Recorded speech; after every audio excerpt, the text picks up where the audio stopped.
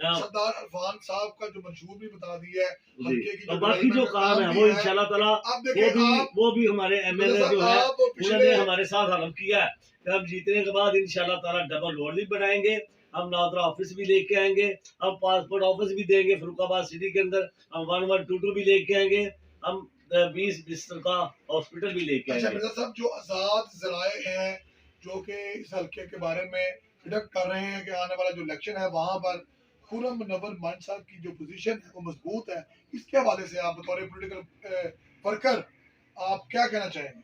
मैं से जनाब गुजारिश करता हूँ। देखिए, मैंने पहले गुजारिश की है कि अवाम अब जान चुकी है, अवाम अब बेवकूफ़ नहीं है, अवाम पढ़ी लिखी लोग हैं, पढ़ी लिखी अवाम है, बाशऊर है। वो जान चुकी है कि एक कैंडिडेट ऐसा है जिसने 15 साल अपने कायद के साथ, अपनी पार्टी के साथ वफादारी की है और लोगों के काम भी किए हैं। और एक कैंडिडेट ऐसा है जो छह पार्टियां बदलने के बाद अब पीटीआई के प्लेटफॉर्म पे टिकट लेके आ गया, तो उसका क्या अवाम में उसको क्या पतीराई होगी? वो सिर्फ चंद लोग हैं जो उनकी बरादरी के हैं, जो उनके साथ है। और जो खुर्रम मुनव्वर साहब का जो है, वो जिस तरीके से वो कैंपेन उन्होंने चलाई हुई है, वो घर से ही 200 आदमी लेके निकलते हैं और जहां भी जलसा होता है वहां अपने ही बंदे लेकर उसी जलसे में जाते हैं, वहां से उठाते हैं, फिर अगले जलसे में चले जाते हैं और लोगों को वो पावर अपनी शो करवा रहे हैं कि मेरे साथ लोग। चले, ये तो N116 के हवाले से मिर्जा साहब ने अपना मौक़िफ़ पेश कर दिया।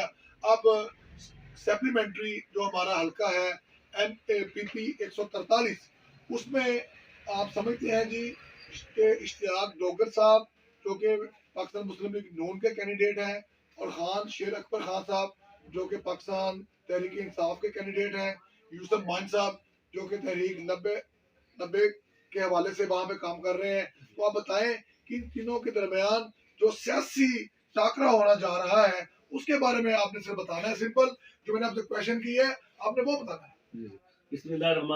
आपने पहले हल्का 116 की बात की थी, वो मैंने आपको ब्रीफ कर चुका हूँ। अब आप आ गए हैं हल्का 143 की तरफ।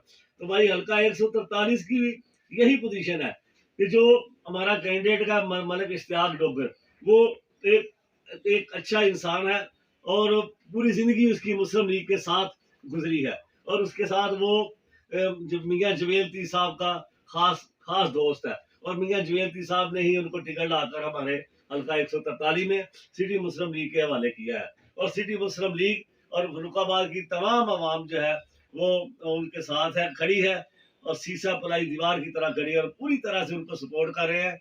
और इंशाअल्लाह ताला मलिक इश्तियाक डोगर साहब अपनी वफादारी की वजह से वहां से इलेक्शन विन करेंगे, क्योंकि वो पार्टी के साथ भी लायल है, मियाँ जवेल लतीफ साहब के साथ भी लायल हैं और वो पक्के मुस्लिम लीगी है। दूसरी तरफ जो शेर अकबर खां है वो पहले मुस्लिम लीगी था, उसके बाद पीटीआई में गया, ठीक है जी। उसके बाद अभी वो मारा फेरा था कहीं से टिकट मिले या ना मिले।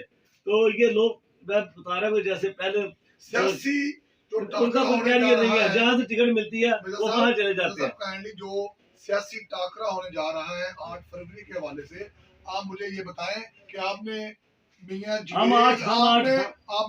जवेल लतीफ साहब की तो बात कर दी, वो तो आपके सामने है, लेकिन आपने ये नहीं बताया कि इरफान डोगर साहब और मलिक इश्तियाक डोगर साहब का जो पैनल है उस पैनल के बारे से आप थोड़ा सा हमें गाइड करें। अब हमको बताएं कि आपकी जो कंपेन नजर आ रही है इरफान डोगर साहब और इश्तियाक डोगर साहब की कंबाइंड कंपेन है, क्या वो सेपरेट है? देखिए, मैं आपने खुद ही क्वेश्चन सिटी मुस्लिम लीग का चीफ ऑर्गेनाइजर हूँ। सिटी मुस्लिम लीग के लेवल तक हमने दोनों को इकट्ठे किया हुआ है और हम दोनों की मिलकर कंपेन कर रहे हैं, सरदार इरफान डोगर और मलिक इश्तियाक डोगर साहब की। यहाँ पे जितने भी हमने तकरीबन इस वक्त तक 19-20 जलसे करवा चुके हैं और आज रात को 7 बजे बहुत बड़ा जलसा करने जा रहे हैं हम। तो उसमें भी दोनों कैंडिडेट्स को हमने मदऊ किया हुआ है और हम ये कंपेन जो है वो इन दोनों की इकट्ठी कर रहे हैं। हमारी कोई रिजर्वेशन नहीं है, हम दोनों के साथ है और इंशाअल्लाह ताला 8 फरवरी को फरुखाबाद की आवाम का सिर्फ शेर के अलावा कोई। बहुत शुक्रिया मिर्जा साहब। इंशाल्लाह एंड के ऊपर जो आज की गुफ्तगू हुई है उसके मुताबिक हम ये एक जो आप कह सकते हैं कि हम एक प्री इलेक्शन रिजल्ट के हवाले से बातचीत कर सकते हैं।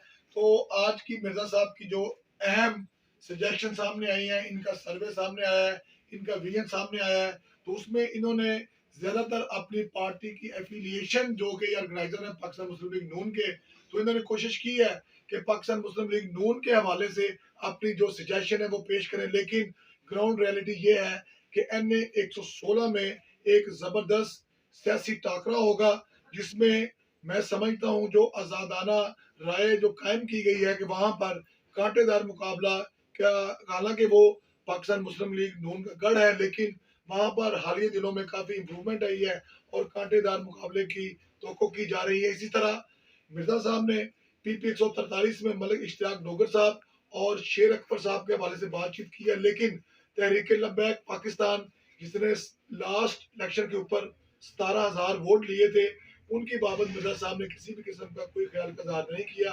तो हम लोग समझते हैं कि PP 143 जो है ये नया हल्का क्रिएट किया गया है, इसमें नए इलाका जहाज शामिल किए गए हैं, जिसमें काफी ज्यादा राजपूत बरादरी का भी उसमें अमल दखल है, लेकिन उसमें फैसला कौन जो वोट है वो फरुखाबाद सिटी का वोट है। तकरीबन फरुखाबाद सिटी का जो वोट है वो 1 लाख के करीब है। उसमें नौजवान जो यंग वोटर्स हैं वो 40% है, तो जो कि फैसला कौन हैसियत इख्तियार कर चुके हैं। तो हम समझते हैं कि BP 143 में भी कांटेदार मुकाबले की तो की जा रही है। ये बहुत शुक्रिया आपका, अल्लाह आपका हामी नासिर, मेरा साहब आपका शुक्रिया, थैंक यू हामी नासिर रहेगा। पाकिस्तान जिंदाबाद।